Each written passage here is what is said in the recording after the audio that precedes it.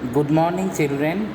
We are starting a new chapter today, and the chapter name is Coordination Compounds. The chapter name is Coordination Compounds. Okay, this is a new concept for you students. Here we are going to discuss about a coordination compound, which actually contains a central metal ion. See, a coordination compound contains a central metal atom or ion, and that is been surrounded by a number of positively, negatively, or neutrally charged ions, and these charged ions are called as ligands, and these ions are molecules that by which this central metal atom is bonded to the metal atom or ion is called as coordinate bond. So why this chapter is called coordination compounds? Because in this chapter we are going to discuss about those compounds. In which we have a central metal atom or ion. The central metal atom or ion is surrounded by a number of oppositely charged ions or neutral molecules. These ions or molecules are bonded to the metal atom or ion by a coordinate bond. So what type of bond it is involving? It is a chemical bond that involves coordinate bond. See, it involves coordinate bond. So in this case we actually have a bond, and this bond is actually a coordinate bond. What is a coordinate bond? A coordinate bond is a covalent bond form in which a pair of electrons is been donated by the donor atom and it is accepted by that of the acceptor atom. Example, you can see this compound K4FeCN6. So K4FeCN6 or potassium ferrocyanide is an example of a coordinated bonded compounds, okay, and they do not dissociate into simpler ions. So just remember, a normal ionic compound dissociates into two types of ions, one cation, other is anion. But in case of coordination compounds, they does not dissociate into simple ions only. They dissociate into complex ion as well as a simple ion, and the complex ion does not dissociate further.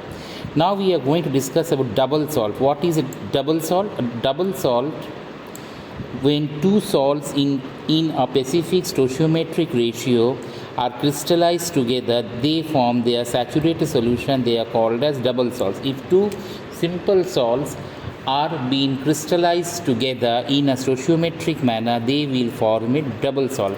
Example is Mohs salt. What is Mohs salt? They dissociate into simple ions when dissolved in water. For example, ferrous ammonium sulfate. As you could see here, ferrous sulfate is a simple ion, a simple salt. Ammonium sulfate is a simple salt. When two simple salts they ionize together, they form actually ferrous ammonium sulfate, and they dissociate into ferrous ion, ammonium ion as well as sulfate ion. So just remember, if a salt is of a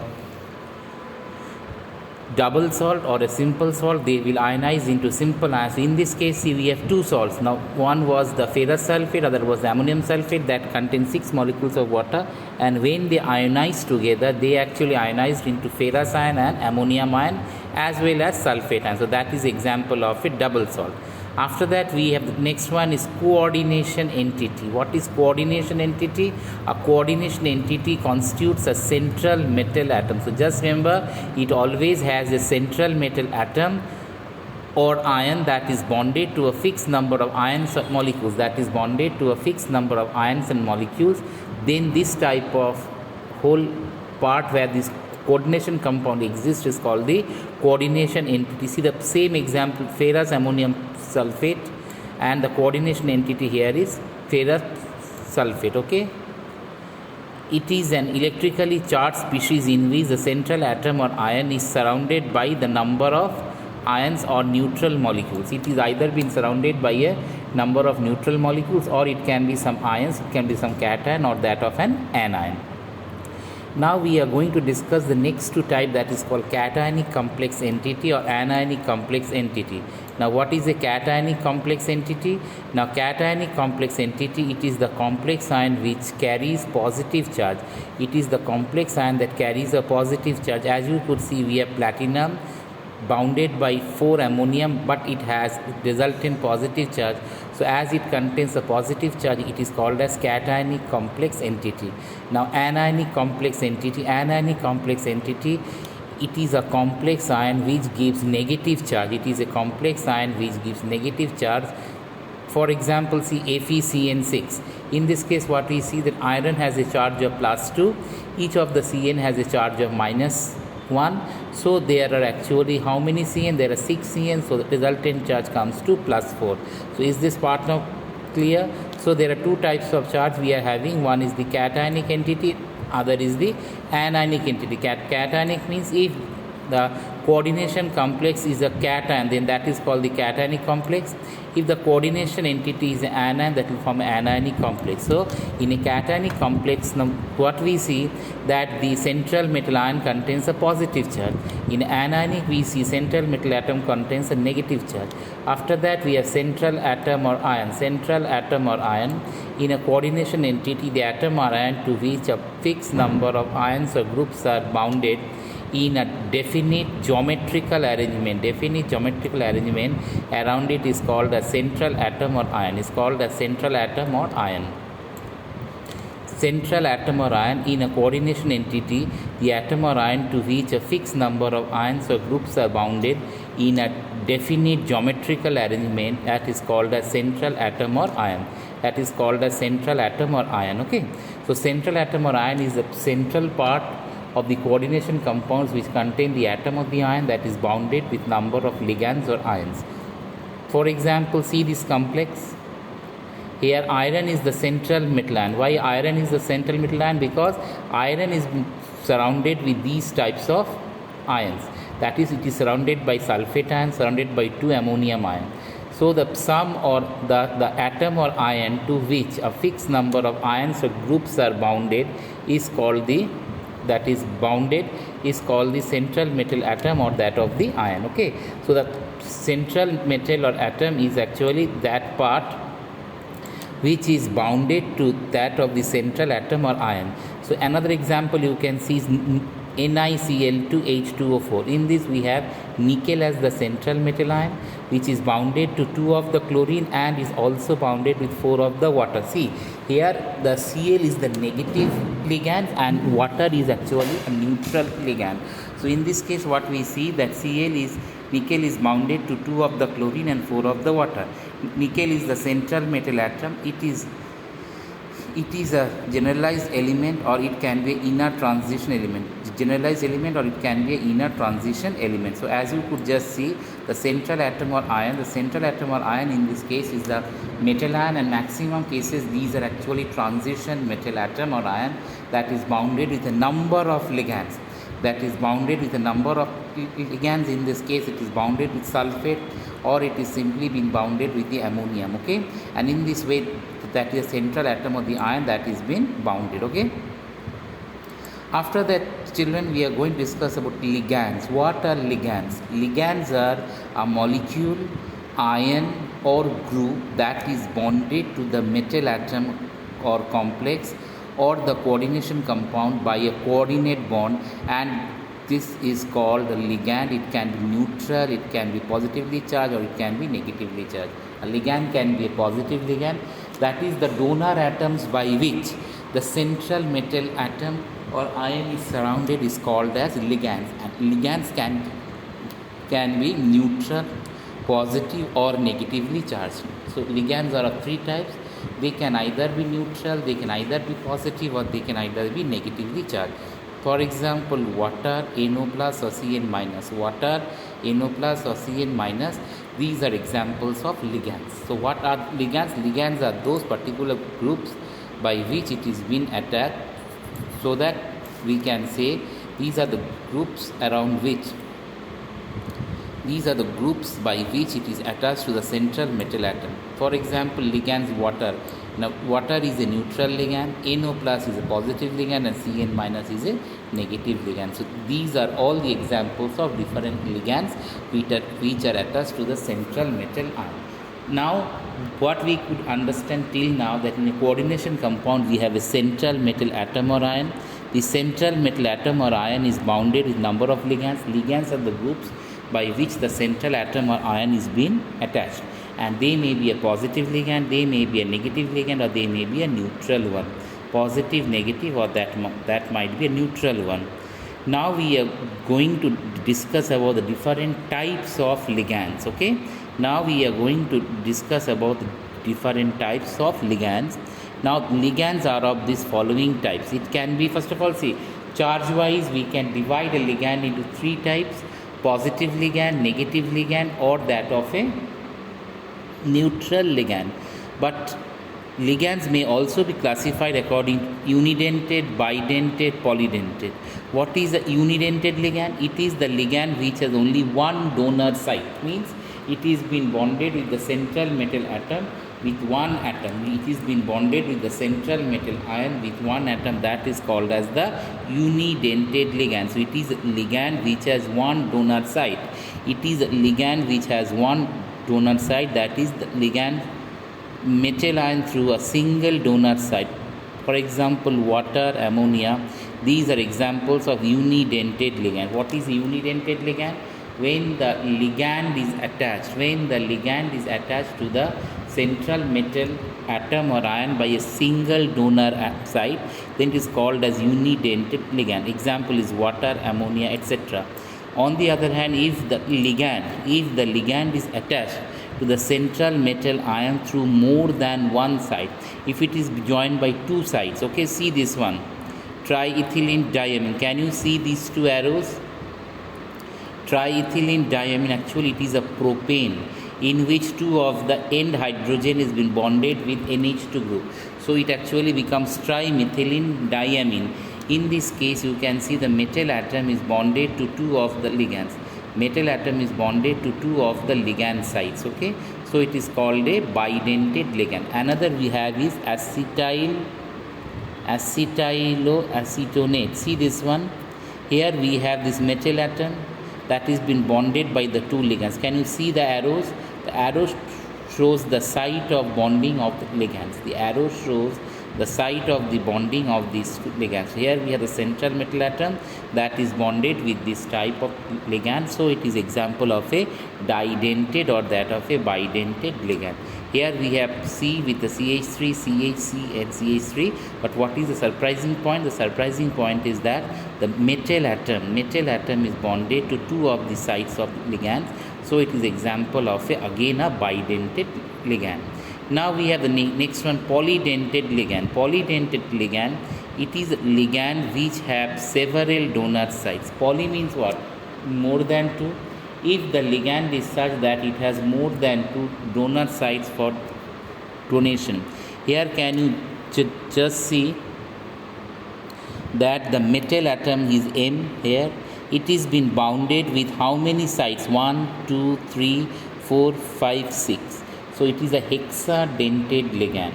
What is the meaning of hexadentate ligand? In this ligand, what we see that the central metal atom is bounded with the ligands which has 6 donor sites. As it is bounded with the ligands which has 6 donor sites, so it is called as polydentate or hexadentate ligand. It is called as polydentate or that of a hexadentate ligand. So that comes under the polydentate one. It is the ligand which is been bounded with 6 donor sites. After that, next one we have is ampidentate ligand. Now, what is the ampidentate ligand? Ampidentate ligand is such a ligand in which we see these are those type of ligands. These are those type of ligands in which you see that the monodentate ligands which can ligate with the central metal ion, which can ligate with the central metal ion with more than two sites, more than two different sites. As you could see the example, here we have this ligand, that is the sulfate ligand. In this, what we see, it can donate at two sites. See, these two arrows shows the site of donation. It can donate by the oxygen site or it can donate by the sulfur site. As it can donate by both these sites, so it is called as a amphidentate ligand. So just remember, amphidentate ligand is that ligand. Amphidentate ligand is that ligand which can ligate, which can donate to the central metal ion at two sites. For example, see NO minus 2 and SCN. ANO minus 2 and thiocyanate. It can either ligate through the nitrogen or it can ligate to that of the sulfur. This is one example. After that, we have the chelating ligands. What are chelating ligands? First of all, chelating ligands can be di or a polydentate ligand. It can be a di or a polydentate ligand because the cyclization around the metal atom, which are known as chelate. Cyclization around the metal atom. See, this is the metal atom copper. It is bounded with ethylene diamine. Now, what is the shape of ethylene diamine? Ethylene diamine is existing as a circle. See, this is one circle. This is the other circle of ethylene diamine. So, in this case, it is the central metal ion. The central metal ion is bonded with how many types of ligands? It is bonded with a cyclic ligands. As it is bonded with the cyclic ligands, that is the example of a chelating ligand, or that actually forms chelates. Example of chelating ligand, or that actually forms chelate. In this case, what we see that in this case of polydentate ligands, the cyclization takes place across the central metal atom or ion. Cyclization takes place around the central metal atom or ion, or in a way it is a polydentate ligand. In this polydentate ligands, what we see that it is actually donating the carbon atom, donating that of the central metal ion, and thus forming a cyclic structure. So di or polydentate ligands cause cyclization around the metal atom, on which it is known as, it forms a chelate. Okay.